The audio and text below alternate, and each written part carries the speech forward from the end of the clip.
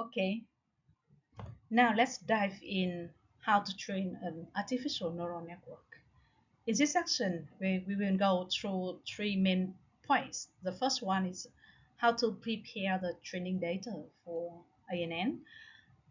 I introduce several typical types of loss functions used for classification or regression problems. And the last, okay, that's a core algorithm for adjusting the weight, okay, for training an ANN is backpropagation with gradient descent. Okay,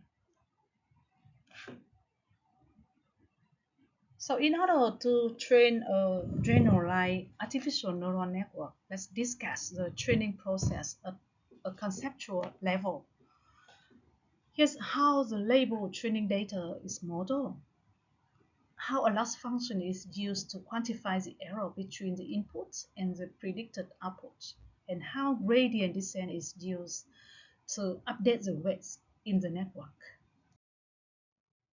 So first, let's talk about how to prepare the training data in the form of one-hot encoding first. So suppose in this case, let's look back the second example in the previous section of classifying an image as apple, banana, or other type.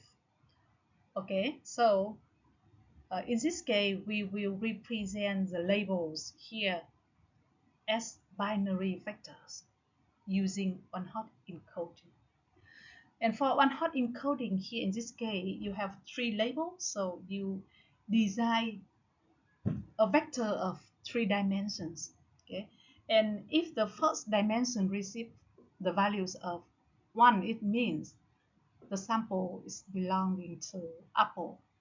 If the second dimension is 1, the others 0, so it indicates that the input sample is banana, and it belongs to the other type if the third dimensions receive the value of 1, the other is 0. So it's we call the one-hot encoding.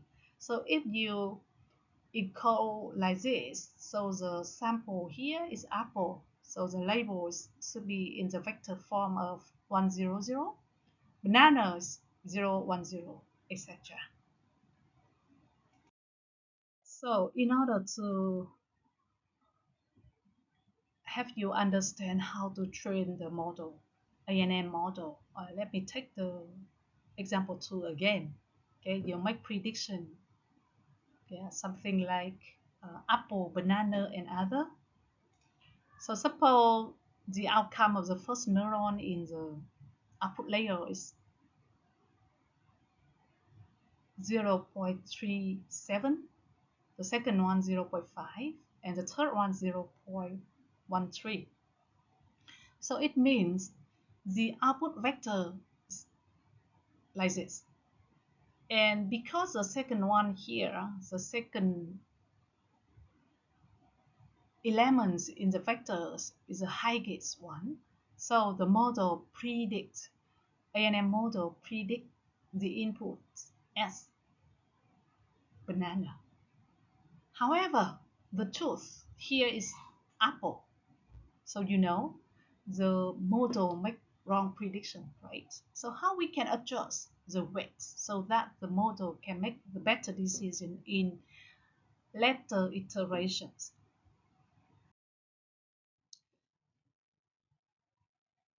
Okay, in order to measure the difference between the predicted output and the truth for every single training sample here, we will use the thing we call the loss function in order to guide the learning process of ANN. And for this case, right, you can use some very popular functions like the square errors or mean square error. Okay, for example, with a square error here, we take the difference between the predicted and the truth for every single element in the vector, and then you get square like this. You got this number, and Here's a mathematical equation for, yeah, MSE, mean square error. Okay, let's see. It's a mean of, right, SSE. You take 1 over n, right, to measure the mean square error over all the n training data in the training data set. This is very simple to understand, right? Simple to calculate.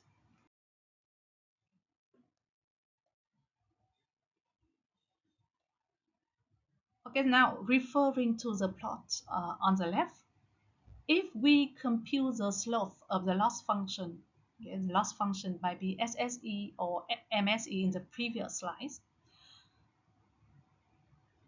you compute the slope of the loss function at the point corresponding to the current weight estimate. We can see that the slope, or we call the gradient, right, is negative in this case. So in this case, we would need to increase the weight to get closer to the optimum value, right, indicated by W0 here. So we would need to move in a direction opposite from the side of the gradient, right? On the other hand, if our current weight estimates, I mean the gradient would be positive, and we would need to reduce the value of the current weight to get closer to the optimal value of W0, right, on the right hand side. So note that in both cases, we'll still need to move in a direction opposite from the side of a gradient. Right? So for simplicity, yeah, this one illustrates the concept with just a single turnable parameters we call the W for simplicity. And we are going to assume the loss function is convex and therefore shaped like above, right, like this. Yeah. Let us see, go opposite, right, opposite to the gradient direction.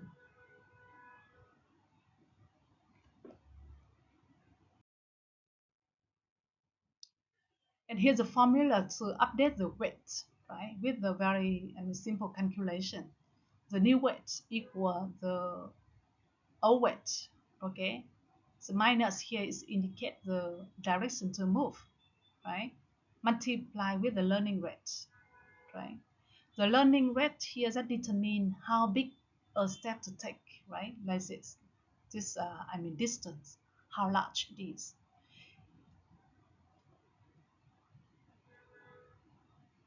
And here, this figure shows sample calculation for one-dimensional loss function. Right? Suppose you have the weight, right? The first step, right? The weight in the first step is WE1, 0.38. Learning rate you set at 0.01. You calculate the gradient, right? At this point is minus 0.55. So for the second step, right, it moves to WE2 by using this formula. So you get the new value of the weight, right, 0.3855.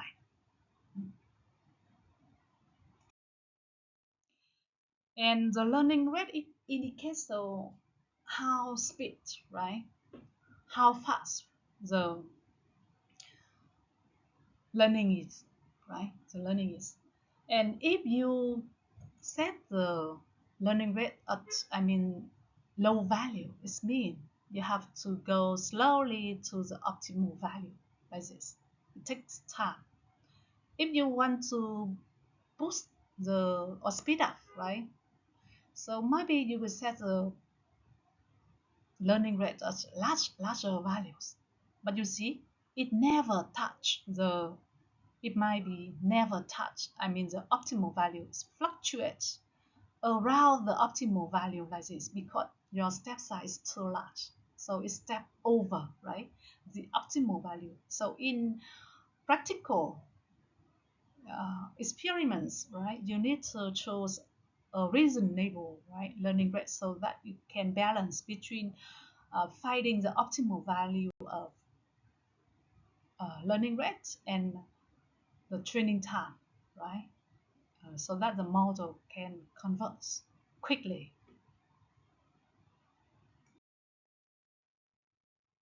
So in practice, the loss function has many dimensions. It's not just only have one dimension as I showed you in the previous slides, right? And it's also typically not convex, but it has many peaks and valley like this, right?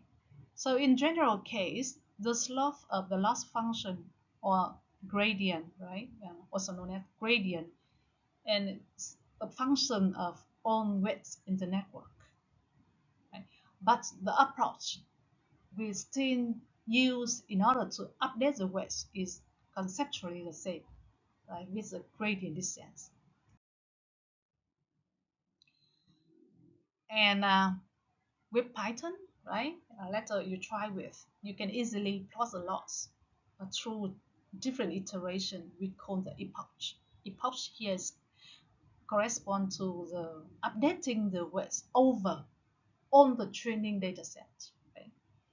And you can see, you can visualize the loss to see how the model learn better by adjusting the weight during the learning process, right? In order to reduce losses and also increase the accuracy of the model.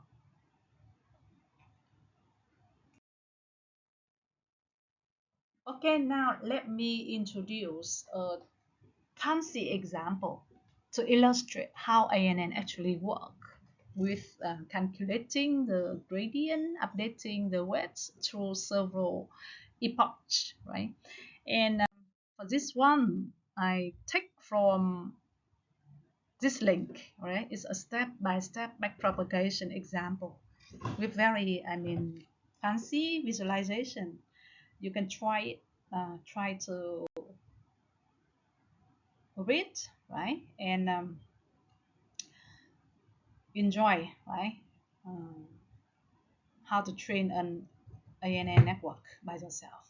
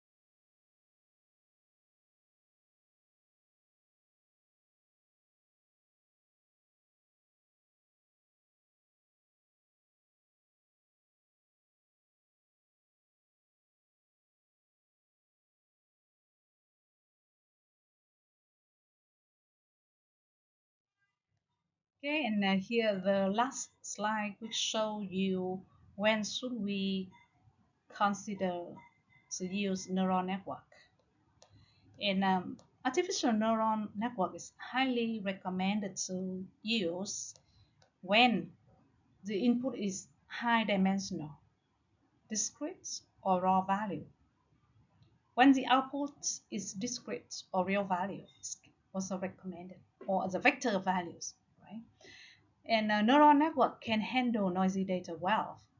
Remember, okay, with the noisy features, so maybe the weight for flowing that feature through the hidden layer to the output layer is very close to zero. Yeah, or maybe disconnected is very noisy, right? And It can handle, complex problems where the form of target function is unknown. The neural network is inexplainable. So when human readability of the result is not important, you are recommended to use, you may use neural network. But if explainability is important or necessary, you should not use neural network, right? And neural network is very suitable for image processing, financial prediction, or speed phoneme recognition or natural language processing. Try it. Okay, thank you for listening, watching my video. If you have any questions, okay, feel free to ask me in class or via the discussion forum